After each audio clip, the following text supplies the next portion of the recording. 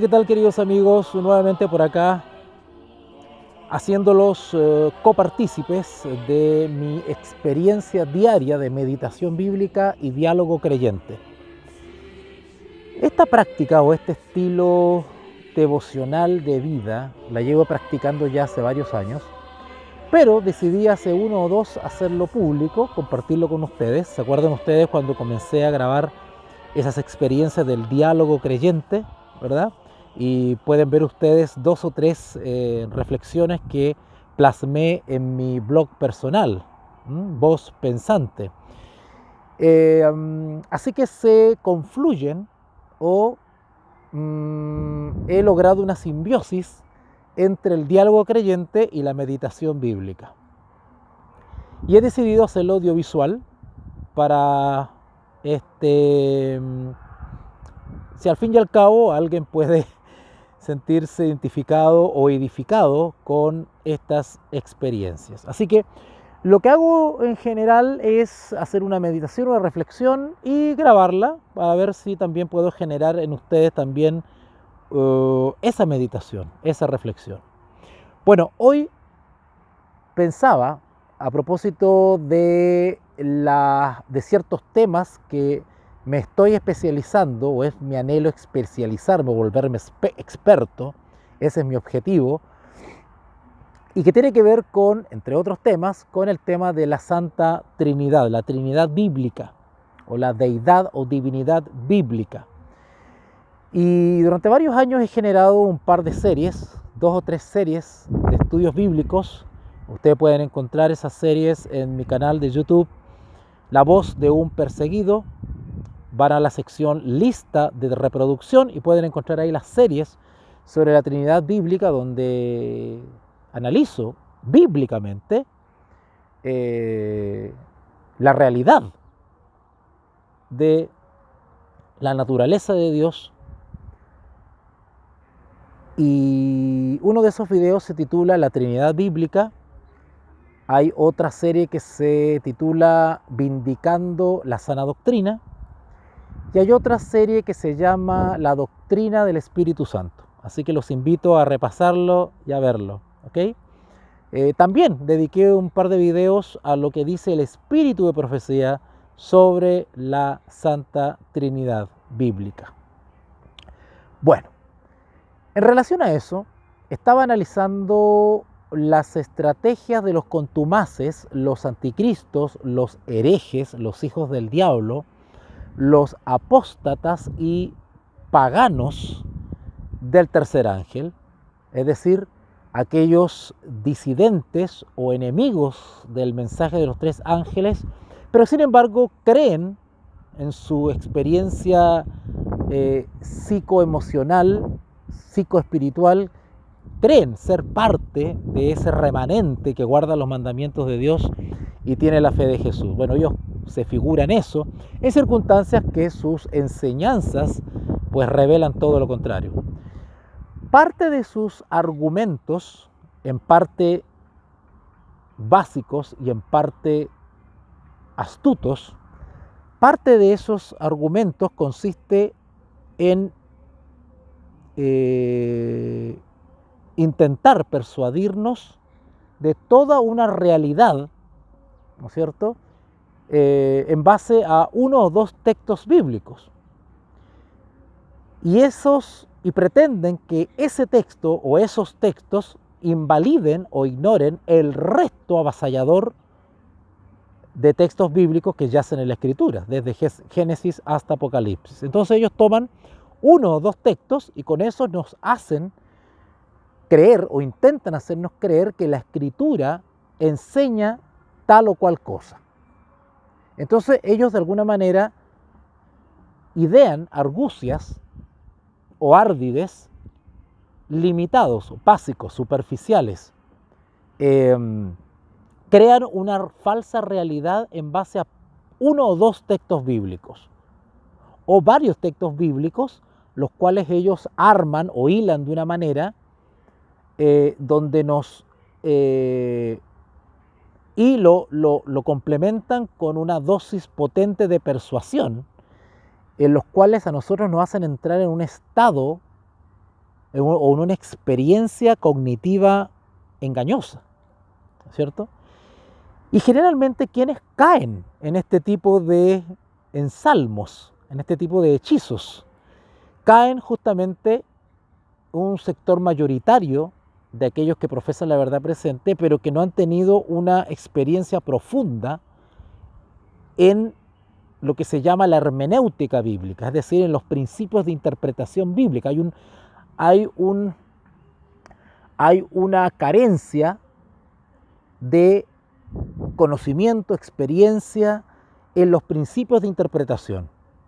Aparte de eso, hay una dejación, hay una negligencia, producto quizás de una mala formación, ¿no es cierto?, en la meditación bíblica, en la reflexión bíblica, en buscar la profundidad. Buscar la profundidad significa analizar o desmembrar el texto bíblico, cada palabra, concepto, expresión, hilarla, ¿no es cierto?, ir a la etimología, ir al contexto histórico, ¿verdad?, darle la aplicación a la verdad presente, averiguar un poquito quizás el idioma original, ¿no es cierto?, en el contexto que ha sido escrito esa palabra, ¿no es cierto?, qué acepción de esa palabra aplicamos a ese contexto. Bueno, suena un poquito complicado, pero es muy sencillo cuando el investigador bíblico se acerca al texto con la actitud, ¿no es cierto?, y la disposición idónea requerida por Dios, y usa todos los elementos humanos, técnicos, científicos a su alcance, ya sean diccionarios bíblicos, comentarios bíblicos, etcétera, etcétera. Pero lo principal de todo es que la debida actitud con la cual nos acercamos al texto facilita, ¿no es cierto?, la presencia, ¿no es cierto?, del Espíritu Santo.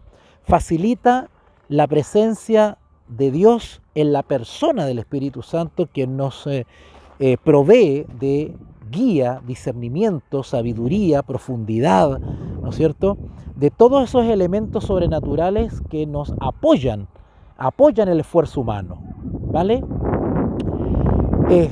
No basta con usar los elementos técnicos, ¿no es cierto?, cuando esto no está sancionado o, por decirlo en términos sencillos, no cuenta con la bendición de Dios.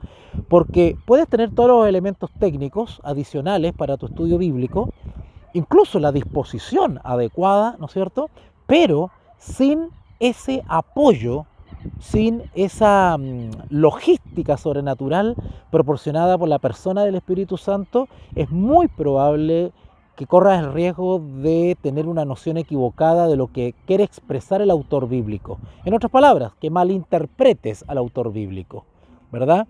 Y como lo haces con corazón sincero, pues crees sinceramente esa mala interpretación o esa mala conclusión a la que has llegado, ¿ok?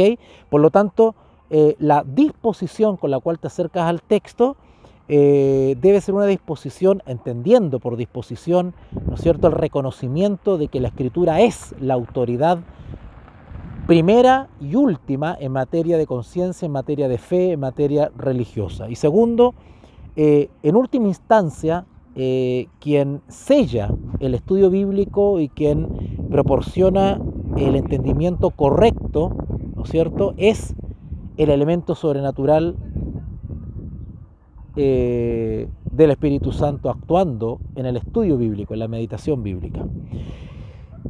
Y bueno, me he encontrado con que ciertos argumentos de los herejes, contumaces, anticristos, falsos maestros, que polulan por las redes sociales, pues tienen argumentos bastante básicos y, como les digo, afectan a este tipo de personas que se acercan a la Escritura de una manera ligera. Pero también son fáciles de descubrir para aquellos que han adiestrado sus sentidos y han aprendido por la experiencia a estudiar la palabra de Dios.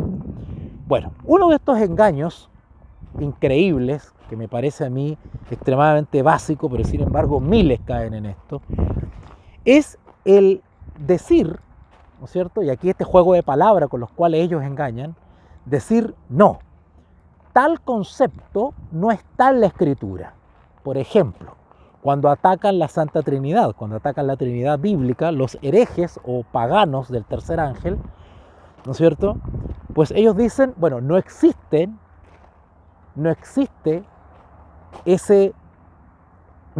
la pluralidad de la deidad, es decir, las tres personas de la deidad, no existen en la Escritura porque el concepto de Trinidad no está en la Biblia. La palabra Trinidad, el concepto de Trinidad no está en la Biblia. Bueno, aquí estoy nuevamente, tuve que hacer una pausa y bueno, voy al grano para no aburrirlos tanto. Quiero mostrarles un texto bíblico para demostrarles de que la Santa Trinidad es algo que hay que descubrir, ¿no es cierto? Es algo que hay que discernir, es algo que hay que notar en el contexto bíblico.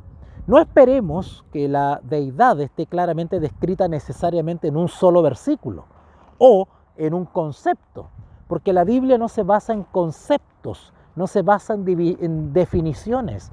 La Biblia se basa en descripciones, ¿vale? Por ejemplo, la Trinidad bíblica, ustedes no la van a encontrar conceptualmente. La palabra Trinidad no está en la Biblia, ¿vale? Tampoco van a encontrar una definición de lo que es la Trinidad o la deidad, ¿no es cierto? Pero sí van a encontrar una descripción. Y para notar esa descripción y que esa descripción se nos revela el entendimiento, debemos tener ese acercamiento a la Escritura del cual les hablaba en un principio. ¿Ok? Entonces, la visión escritural debe ser amplia. Por ejemplo, le voy a dar un texto. En 1 de Pedro capítulo 1, versículo 1, Pedro, apóstol de Jesucristo. Noten, estoy leyendo el versículo 1 y ya nombró a Jesucristo. A los expatriados de la dispersión del Ponto, Galacia, Capadocia, Asia, Bitinia, elegidos según la presciencia de Dios Padre. Noten, el versículo 2 y ya nombró al Padre. En santificación del Espíritu. Llevamos 2 versículos y ya nombró a Jesucristo, a Dios el Padre y al Espíritu. Ahí hay 3 y hemos leído 2 versículos. Para obedecer y ser rociados con la sangre de Jesucristo, gracia y paz os sean multiplicadas. Luego el versículo 3 dice, bendito el Dios y Padre de nuestro Señor Jesucristo. Noten, hay muchos versículos donde se nombra al Padre y a Jesucristo, que son los textos preferidos de los herejes. Pero cuando tú lees todo el contexto y lees de corrido, te vas a dar cuenta que también aflora el Espíritu en ese contexto. Claro, si yo reúno todos los versículos que hablan del Padre y el Hijo y utilizo ese argumento para armar una realidad de que no existe una tercera persona, que no existe el Espíritu como una persona distinta al Padre y distinto al Hijo, pues claro, voy a estar usando esos textos donde solamente se habla del Padre y el Hijo. Entonces digo, bueno, no existe la tercera persona, solamente el Padre y el Hijo. Bueno, quienes están argumentando así, están defendiendo la idea de un Dios que no existe en la Biblia, porque el Dios de la Biblia, ¿no es cierto?, tiene una naturaleza plural.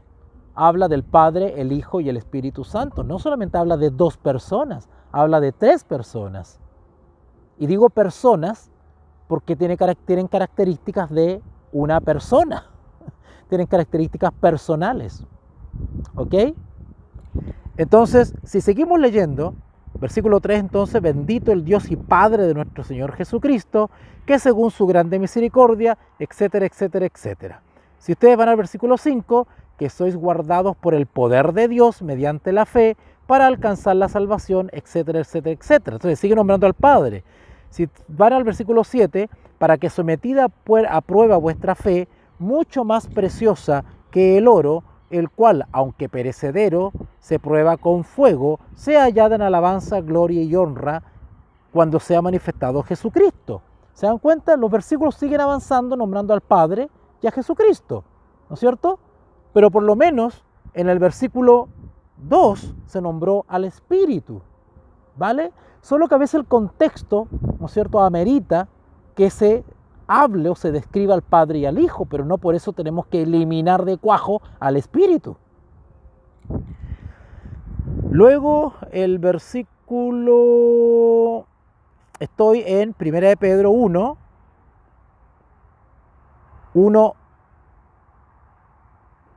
11, escudriñando qué persona y qué tiempo indicaba el Espíritu de Cristo que estaba en ellos.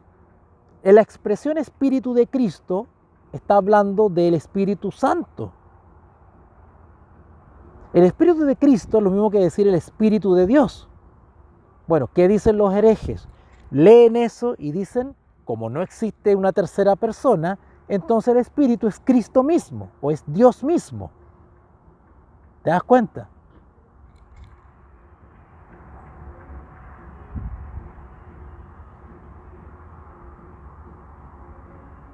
Luego versículo 12 dice, a esto se le reveló, noten que primero en el versículo 11 habla de que a los santos profetas, mediante el ministerio del Espíritu Santo, o Espíritu de Dios, o Espíritu de Cristo, a ellos se les reveló, ¿no es cierto?, la voluntad de Dios. Pero le llama Espíritu de Cristo, que es el Espíritu Santo. ¿Dónde confirmamos esto? De que no es Cristo mismo, sino que es el Espíritu Santo. Este es un juego de palabras que usan los herejes. El versículo 12 dice, a esto se les reveló que no para sí mismos, sino para nosotros, administraban las cosas que ahora os son anunciadas por los que han predicado el Evangelio por el Espíritu Santo. ¿Notaron? Que en el versículo 11 dice que fue el Espíritu de Cristo, pero el 12 dice el Espíritu Santo. La expresión Espíritu de Cristo es lo mismo que Espíritu Santo, es un nombre más para el Espíritu Santo. Espíritu de Dios o Espíritu de Cristo es un nombre más con el cual se identifica al Espíritu Santo, la tercera persona de la Trinidad bíblica. Por eso que dice acá, por el Espíritu Santo enviado del cielo, cosas en las cuales anhelan mirar los ángeles, etcétera, etcétera, etcétera. Entonces, este despliegue de expresiones bíblicas tienen que ser analizadas, ¿no es cierto?, en su totalidad.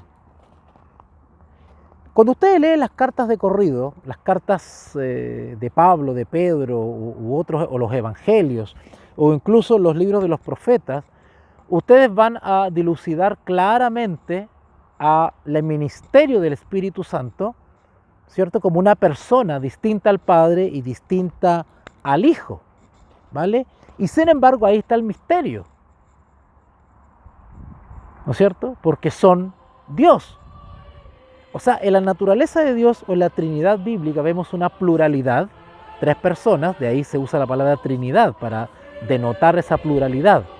Pero también hay una unicidad, es decir, son uno, es un solo Dios verdadero. Pero eso es parte del misterio, es parte del misterio. Entonces, la mente avesada, adiestrada por el Espíritu Santo, logra captar este tipo de expresiones bíblicas y logra entender hasta cierto punto la naturaleza de la deidad. Pero los herejes hacen este juego de palabras para confundirnos, ¿verdad? Que Dios les bendiga. Te invitamos a comprometerte mes a mes y apoyar al DFI, Docencia Final Internacional. Tu donación es nuestro salario. Que Dios te bendiga.